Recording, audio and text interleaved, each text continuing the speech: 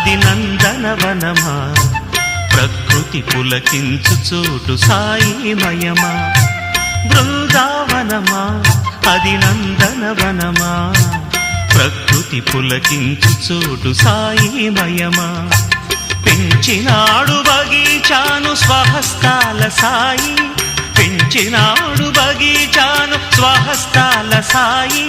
సాయినాథుడే తోటమాలి సాయి దేవుడే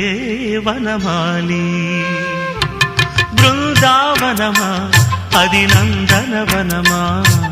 ప్రకృతి పులకించు చోటు సాయిమయమా ప్రకృతి పులకించు చోటు సాయిమయమా